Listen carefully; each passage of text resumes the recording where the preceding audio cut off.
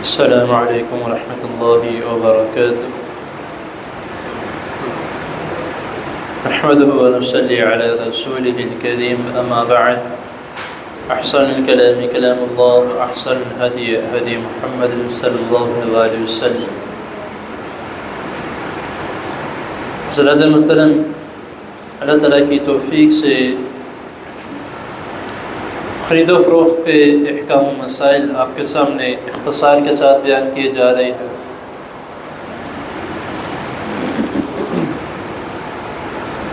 پہلے کئی مرتبہ یہ بیان کر چکا ہوں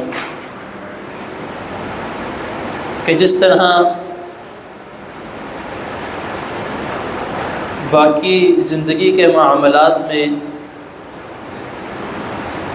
ہمیں رہنمائی اور ہدایت کی ضرورت ہوتی ہے، اسی طرح تجارت اور خرید و فروخت کے مسائل میں بھی بہت زیادہ ضرورت ہے،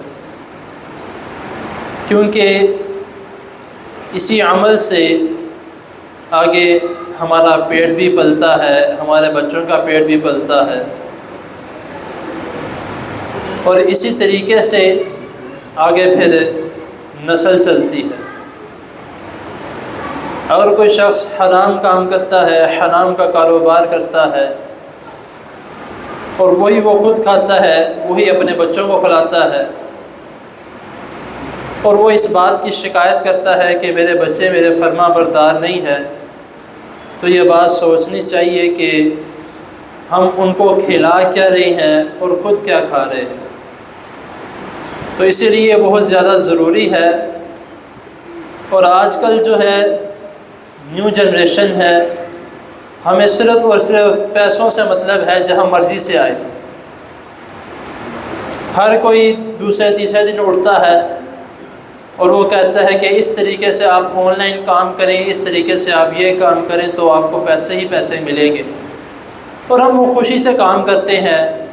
البتہ وہ دکھایا جاتا ہے، بتایا جاتا ہے، آگے سے آگے بتایا جاتا ہے، اور جب ان سے پوچھا جائے کہ کام کیا کرنا ہے اس میں، تو وہ کہتا ہے کچھ نہیں، بس آپ نے یہ ایڈ جو ہے یا یہ چیز جو ہے وہ آپ نے کسی اور کو بھیجنی ہے، تو اس کی کمیشن آپ کو مل جائے گی، اس کے پیسے آپ کو مل جائے گی۔ تو یہ کس طرح کا کاروبار ہے یا کس طرح کا طریقہ کار ہے؟ تو اس طرح کی چیزوں سے ہمیں بچنا چاہیے۔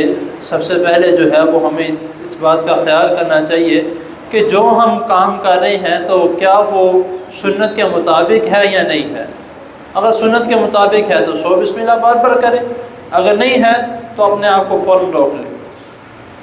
اب آج کا جو سبق ہے، جس حدیث کے متعلق مصنف نے حافظ ابن حجر عسقلانی حافظ اللہ، انہوں نے جو اس کو بیچ میں اس باب میں اس حدیث کو لائے ہیں، اس حدیث کو بیچ میں وہ کہتے ہیں کہ میں لانا نہیں چاہتا تھا، لیکن لانے کی وجہ یہ ہے کہ اس میں 2 سبق ہیں۔ کہ حضرت میمونہ رضی اللہ تعالی عنہ، جو نبی کریم صلی اللہ علیہ وسلم کی زوجہ محترمہ اور امہات المومنین میں سے ایک ہیں، وہ بیان کرتی ہیں کہ ایک مرتبہ گھی میں ایک چوہیا گر گئی، تو اس کے متعلق نبی کریم صلی اللہ علیہ وسلم سے میں نے دریافت کیا کہ میں اس گھی کا کیا کروں، اس میں تو چوہیا گر گئی۔ تو رسول اللہ صلی اللہ علیہ وسلم نے فرمایا کہ اس چوہیا کو باہر نکال لو، اور جہاں پر اس کے اثرات ہیں اس جگہ کو صاف کر لو اور باقی استعمال کر لو۔ اور اس حدیث میں جو ہے وہ باقاعدہ الفاظ ہیں کہ منجمد ہو، یعنی کہ گھی جمع ہوا ہو۔ اور ایک اور حدیث ہے، اس میں آتا ہے کہ حضرت ابو ہریرہ رضی اللہ تعالیٰ عنہ بیان کرتے ہیں کہ نبی کریم صلی اللہ علیہ وسلم نے فرمایا کہ اگر گھی میں چوہیا گر جائے اور وہ جمع ہوا ہے تو اس چوہیا کو باہر نکال کے جہاں پر چیزیں اگر اس کے کوئی اثرات ہیں تو اس کو صاف کر کے باقی استعمال کر لو۔ لیکن اگر مائع ہے یعنی لیکوڈ ہے، پگھلا ہوا گھی ہے، اس میں گر جائے تو اس کو مکمل ضائع کر دو، اس کو استعمال نہیں کرنا۔ اب یہ آپ دیکھیں کہ یہ حدیث جو ہے وہ خرید و فروخت کے مسائل سے میچ نہیں کرتی، لیکن اس باب میں ہے۔ وہ کیوں؟ اس کی 2 وجہ ہے۔ نمبر 1 تو یہ ہے کہ سب سے پہلے اس میں اس بات کی وضاحت کی گئی ہے کہ جو چیز ہم خود پسند نہیں کرتے وہ کسی اور کو بھی نہ دو. جو چیز ہم خود پسند نہیں کرتے کہ اس میں اس طرح کا ہے، اس طرح کا ہے، تو اس کو کسی اور کو بھی نہ دو. نمبر 2 اس میں سبق یہ ہے کہ جو شخص اس طرح کا کاروبار کرتے ہیں، ظاہری سی بات ہے وہاں پر اس طرح کے کئی مسائل پیدا ہوتے ہیں. چونٹی آ جاتی ہے، کوئی کیڑا آ جاتا ہے، کوئی مچھر وغیرہ اس طرح کی چیز آ جاتی ہے، تو ان چیزوں کو دیکھنا پڑے گا، اس چیز کو مد نظر رکھنا پڑے گا کہ اس بات کا خیال کر کے وہ کام کیا جائے کہ ایسی جگہ پہ کام کیا جائے جہاں پہ اس طرح کی چیزیں اس میں نہ جائے. کیونکہ معذرت کے ساتھ اکثر لوگ اس طرح کے ہیں جو خود کوئی کاروبار کرتے ہیں تو اس طرح کی چیز وہ خود اپنے لیے استعمال نہیں کرتے.